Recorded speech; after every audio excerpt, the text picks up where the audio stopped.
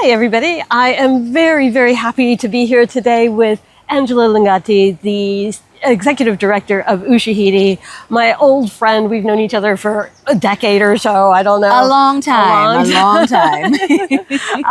Angela and I have been talking a lot over the years, and particularly this year, about language technology and how she's seeing it in her work and what she thinks is interesting.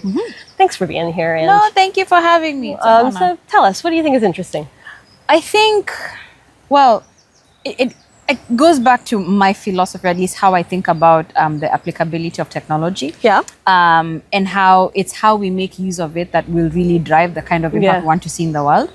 And there's an increased awakening from the wider community around meeting people where they are. Sure. And recognizing that meeting people where they are, especially with AI today, means allowing them to speak in their natural languages, or allowing these systems to understand them in the languages that they speak in.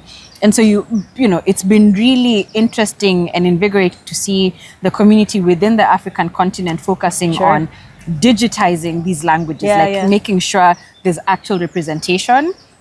And the conversations around, okay, we're doing all of this work to document and digitize it, but how are we also making sure that we give agency back to these communities that are giving us this body of knowledge, so that we're not being extractive. Right, and one of the things we were talking about is like licensing and all of that. And yeah, you've had some interesting conversations about that. Yeah, the licensing conversations are interesting. We have not gotten to a solution, unfortunately.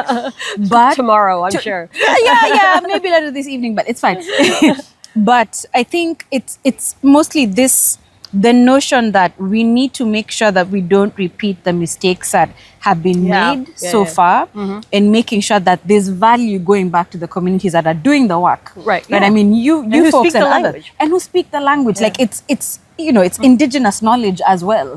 Right. And we need to pay homage to that. We can't be collecting data, making it widely open, and then other people come and extract it and then come and charge you a certain fee. No. So really thinking about what does value look like for these local communities, thinking about who should have access to this data, in what form should they have access, what do governance models also look like, who do we want to do that governance? Are we putting the responsibility back to the communities? Are we working with regulatory bodies? So I'm really looking forward to having more and more of these conversations. I'm actually quite grateful, because a lot of these thoughts came from my interaction with communities that are working directly on language. I think language is probably the first thing, or the first type of data that everybody was like, there's a gap here. And that brought to light a lot of the challenges that now everyone else who's working on community-generated data, whether it's in the humanitarian sector or sexual and reproductive health and everywhere, is now thinking about how do we handle this in a responsible and ethical way. Yeah, and if we do this right, what do you think will be the impact on those communities? Oh, wow. I think we will stop having conversations about, we need to end poverty, and start to look at it from an abundance perspective, right?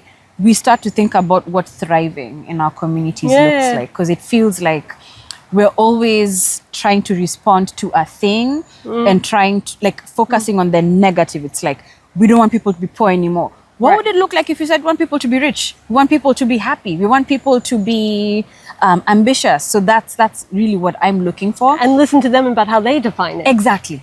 Not how I define it. Yes. Yeah. Super interesting. Always good to talk to you. Always good, Thank Aimee. Thank you so much. And that's what's interesting.